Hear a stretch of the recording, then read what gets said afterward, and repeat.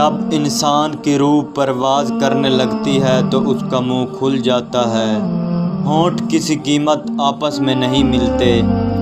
روح پیروں کی طرف سے نکالی جاتی ہے۔ جب روح پھیپھڑوں اور گردوں تک آتی ہے تو انسان کی سانس ایک ہی طرف یعنی بحر کی طرف نکلتی ہے۔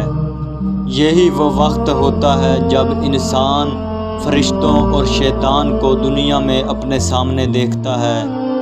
ایک طرف شیطان انسان کے کان میں شیطانی مشورے دیتا ہے اور دوسری طرف انسان کی زبان اس کے دنیاوی اعمال کے مطابق کچھ الفاظ ادا کرتی ہے۔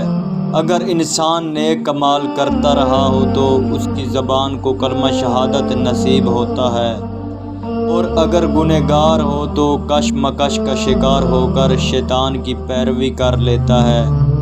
یہ سب اتنی تیزی سے ہوتا ہے کہ دماغ کو سوچنے کا موقع نہیں ملتا۔ مومن کی روح ایسے نکالی جاتی ہے جیسے آٹے سے بال نکالا جاتا ہو۔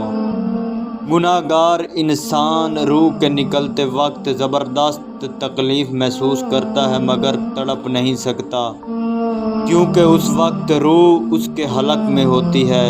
اس وقت انسان ایک گوشت کے لوتھڑے کی طرح بے جان پڑا ہوتا ہے جس میں حرکت کی گنجائش باقی نہیں رہتی، اور پھر دماغ کے حصے سے بھی روح نکالی جاتی ہے۔